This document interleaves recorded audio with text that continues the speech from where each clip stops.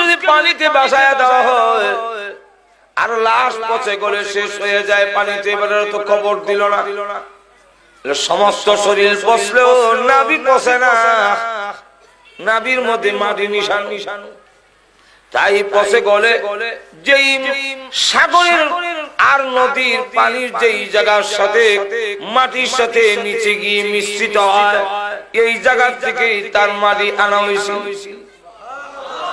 কোন মানুষকে যদি ভাগে গিয়ে আস্থা সামনে কি লেভেলে থাকে, সমস্ত শরীর হজম হইলেও নাভি হজম হয় না, নাভি পায়খানার সাথে বের হয়।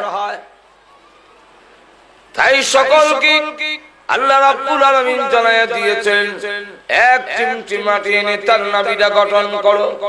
এজন্য আমার তেলাওয়াতকৃত আয়াতের ব্যাখ্যায় তাফসীরে মাযহারিতে আল্লামা সানাউল্লাহ পানিপতি রাহমাতুল্লাহ আলাইহি আনছেন, আল্লাহর নবীর হাদিস এনেছেন, নবীজি বলেন আমি আবু বকর আর উমর তিনজন এক জায়গা থেকে সৃষ্টি।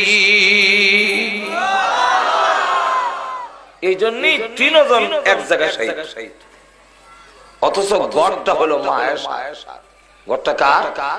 মায়ের। কিন্তু যার গড় তিনি শুইতে পারলেন। হযরত আবু বকর সিদ্দিক রাদিয়াল্লাহু আনহুর ইন্তেকালের আগে লোকেরা জিজ্ঞাসা করে, আবু বকর কোথায় আপনাকে দাফন করব? উনি বলেন, কোথায় দাফন করবে আমি বলার প্রয়োজন নাই, আমি পৃথিবী থেকে বিদায় হওয়ার পরে আমার ইন্তেকালের পরে গোসল দিয়া কাফন পরাইয়া জানাজার নামাজ পড়ে লাশটা নিয়ে নবীজির রওজার পাশে রেখে দিবা, সালাম দিবা। নবী যদি জবাব দেয়, নবীর পাশে আমাকে শোয়া দিবে। নবীজি যদি জবাব না দেয়, বুঝবে আমার 2 বছরের শাসনে আল্লাহর নবী নারাজ হয়ে গেছেন।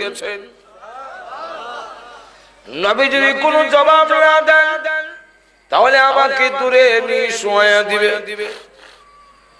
দূরে কোথাও নিয়ে শোয়া দিবা।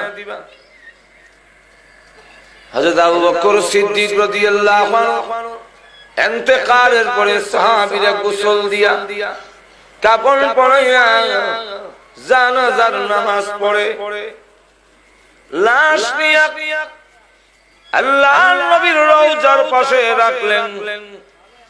নবীজি রওজা শরীফে জিন্দা,